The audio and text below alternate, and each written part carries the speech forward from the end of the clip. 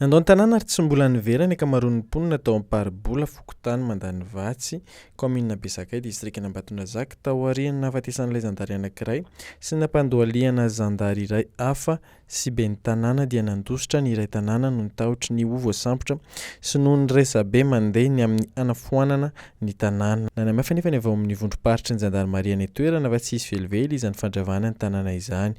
Araka ny volazan'ny kolonely Febroary kotanirina azy dia mbola misy zandary any toerana manentana ireo mponina amonjy fodiana. Raha ny volazany dia efa niala lavitra mihitsy any Ambatondrazaka ireo tena voaroroy fa nandray anjara tamin'ny famonoana sy ny fandratrana ireo tompon'andraiki-panjakana. Hatreto izy dia zarara olona folo sisa ny ao an-tanànan'Amparibola Mandanivatsy.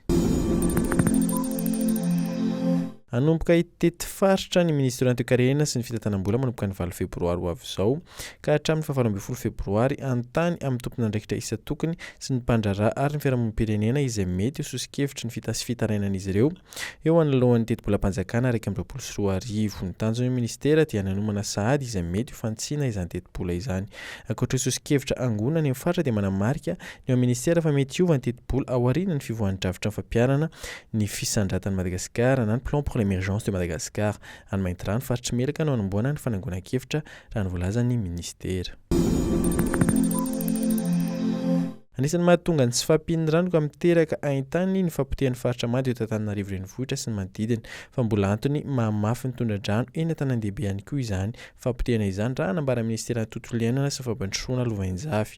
Raha ny eto Antananarivo anefa dia fantatra fa ny 90% ny faritra mando ny potika amin'izao fotoan'izao. Ny fanotorana tany eny amin'ireny faritra mando ireny, ny fiazana atao amin'ireo vorona sy ny fakana be loatra ny hazan-drano no anisan'ny mahatonga ny fahampitehana raha ny fanazavana avy amin'ny ministera hatrany. Anisan'ny vahaolana narosina nandritra ny fivoriana nataon'ireo tompon'andraikitra isa-tsokajy ny teny Ambatobe omaly talata nandritra ny fanamariana ny andro iraisam-pirenena ao amin'ny faritra mando ny tokony andrarana tanteraka ny fanotorana tany sy ny hanomezana ny fitantanana ny rano ho an'ny commune.